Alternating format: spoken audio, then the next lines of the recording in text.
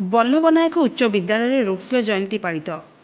ଗଞ୍ଜାମ ଜିଲ୍ଲା ବେଗୁନିଆପଡ଼ା ବି ନୂଆଗାଁ ସ୍ଥିତ ବଲ୍ଲଭନାୟକ ଉଚ୍ଚ ବିଦ୍ୟାଳୟର ରୌପ୍ୟ ଜୟନ୍ତୀ ମହୋତ୍ସବ ଅନୁଷ୍ଠିତ ହୋଇଛି।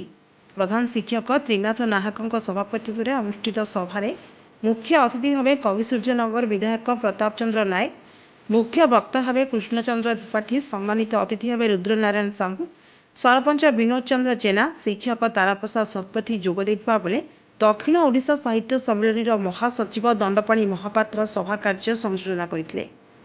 ପ୍ରଥମେ ଅତିଥିମାନେ ପ୍ରଦୀପ ପ୍ରଜ୍ୱଳନ କରି ସଭା କାର୍ଯ୍ୟ ଆରମ୍ଭ କରିଥିଲେ। ଛାତ୍ରଛାତ୍ରୀ ଅତିଥିମାନଙ୍କୁ ପୁଷ୍ପଗୁଚ୍ଛ, ଉପଢୌକନ ଆଦି ପ୍ରଦାନ କରି ସ୍ୱାଗତ ସମ୍ବର୍ଦ୍ଧନା ପ୍ରଦାନ କରିଥିଲେ। ଛାତ୍ରଛାତ୍ରୀଙ୍କୁ ଉତ୍ତମ ଶିକ୍ଷା ଏବଂ ଚରିତ୍ର ଗଠନ ବିଷୟରେ ପରାମର୍ଶ ଦେଇଥିଲେ। ଏହି ବିଦ୍ୟାଳୟରେ ଦୀର୍ଘ 2 ଦିନ ଧରି ରୌପ୍ୟ ଜୟନ୍ତୀ କାର୍ଯ୍ୟକ୍ରମ ଅନୁଷ୍ଠିତ ହେବ। ଏଥିରେ ବିଦ୍ୟାଳୟର ଶିକ୍ଷକ ଶିକ୍ଷୟିତ୍ରୀଙ୍କ ସମେତ ପୁରାତନ ଓ ବର୍ତ୍ତମାନର ଛାତ୍ରଛାତ୍ରୀମାନେ ଉପସ୍ଥିତ ରହିବା ସହ କାର୍ଯ୍ୟକ୍ରମ ପରିଚାଳନାରେ ସହଯୋଗ କରିଥିଲେ। ଉପସ୍ଥିତ ଅତିଥିମାନେ ବହୁ କୃତୀ ଛାତ୍ରଛାତ୍ରୀଙ୍କୁ ପୁରସ୍କାର ବିତରଣ କରିଥିବା ବେଳେ ଶେଷରେ ଛାତ୍ରଛାତ୍ରୀଙ୍କ ଦ୍ୱାରା ସାଂସ୍କୃତିକ କାର୍ଯ୍ୟକ୍ରମ ପରିବେଷଣ ହୋଇଥିଲା। ଗଞ୍ଜାମ କୋଦଳାରୁ କୃଷ୍ଣଚନ୍ଦ୍ର ପଲାଇଙ୍କ ରିପୋର୍ଟ, ବି ନ୍ୟୁଜ୍ ଓଡ଼ିଶା।